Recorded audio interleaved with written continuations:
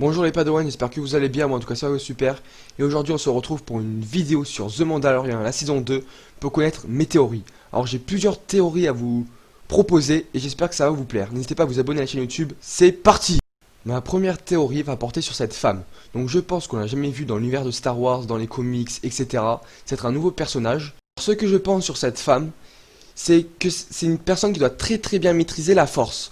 On ne sait pas si ça va être du côté lumineux ou du côté obscur de la force, mais je pense que c'est une personne qui a un peu en lien avec les personnages qu'on voit dans Star Wars The Clone Wars, quand Anakin et Obi-Wan et Asuka se retrouvent coincés sur une planète assez mystérieuse, pour pas vous spoiler, où il y a des trois êtres qui maîtrisent très bien la force. Je pense que cette personne a un rapport avec eux, possible.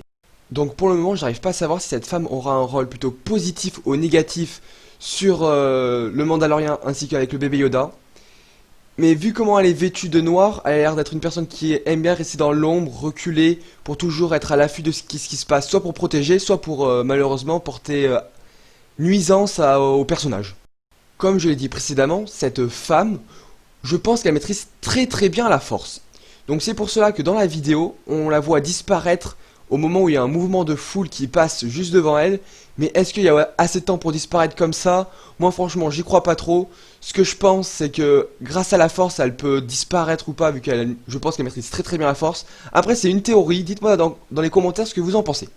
Pour continuer avec ce personnage, je me pose une autre question. Peut-être que c'est une ancienne Jedi ou Sith, on sait pas, qui veut récupérer l'enfant soit pour du coup le tuer, ou soit peut-être pour lui apprendre les arts Jedi ou Sith afin de le rendre plus puissant.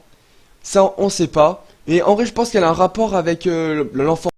En conclusion pour la première théorie, franchement ce que je pense c'est qu'on va apprendre beaucoup de choses sur la force qu'on ne connaît pas encore. Parce que cette femme, pour moi, elle est forcément en rapport de près ou de loin avec la force. Ma deuxième et dernière théorie est en rapport, elle, avec les rebelles. Pourquoi?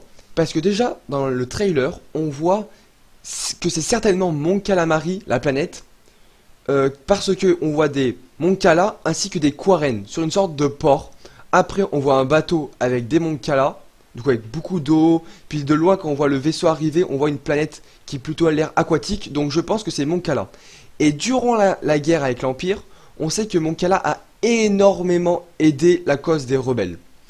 Donc, possible que le Mandalorien, en ne sachant pas trop quoi faire pour atteindre son but, et aller demander de l'aide aux rebelles, donc qui doivent être certainement sur Mon Cala, car là il y en a beaucoup qui sont postés.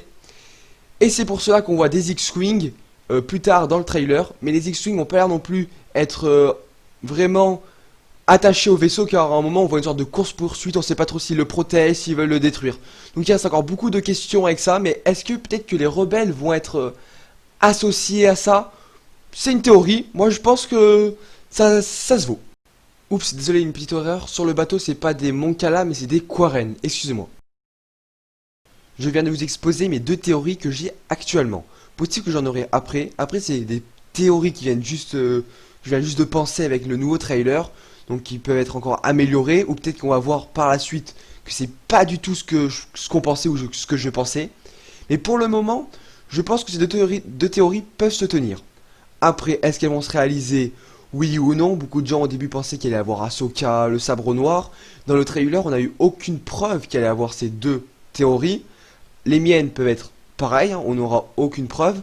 Mais je pense que ce qui a un rapport en tout cas avec la femme vêtue de noir, je pense franchement que c'est possible. Qu'il a un rapport avec la force pour soit apprendre à l'enfant d'où il vient, que voilà quoi. Il est très puissant Yoda. Peut-être qu'on aura un Yoda obscur, on sait pas. Hein. Mais bon, vu comment il est quand il est Baby Yoda, à mon avis, il va être du côté lumineux, ça c'est sûr. Bon, j'espère que la vidéo vous aura plu, n'hésitez pas à vous abonner, à liker. Et puis moi je vous dis à la prochaine pour une toute nouvelle vidéo sur Star Wars.